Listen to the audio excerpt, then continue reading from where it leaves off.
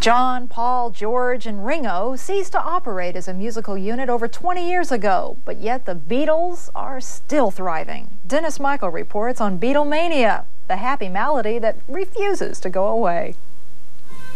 Love, love me do. Recently at the Capitol Records building, the record company celebrated an historic occasion, the 30th anniversary of the first Beatles single, Love Me Do. I need my love to be here. Sgt. Pepper taught the band to play now more than a quarter of a century ago, and yet the Beatles are still a fixture on the radio. Certainly in Los Angeles, where disc jockey Deirdre O'Donoghue tried running a 2-hour Sunday morning Beatle block for a couple of weeks. That was over 6 years ago, and now she enjoys an audience that demolishes demographic lines. I get letters from kids who tell me that their mothers and fathers had Beatles music playing when they were in the delivery room. Calls from clearly, 7, 8-year-old children.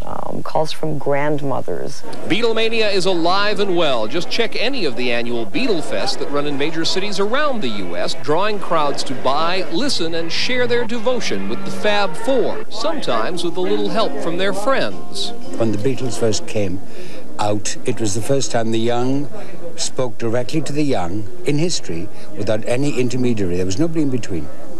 And I think they're still talking to them. The Beatles have inspired a cottage industry in the publishing business with nearly 400 books about the Beatles now in circulation. There is also great hunger for genuine information and scholarly works too, and serious studies. Penny Lane is in my ears and in my eyes. And in the absence of the genuine Fab Four, sound-alike bands like the touring group Rain fill the bill.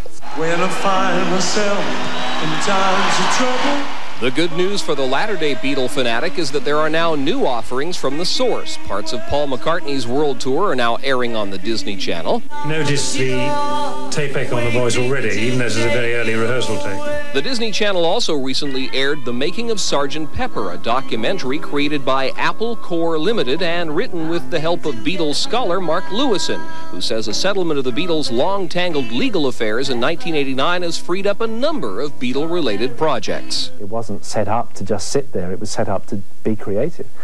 And so now they're making videos and they're putting records out again and they're getting involved in merchandising. The Beatles weren't making songs, it was their life. It was their freshness, their imagination, their inventiveness, their originality, the great fun they were having with it.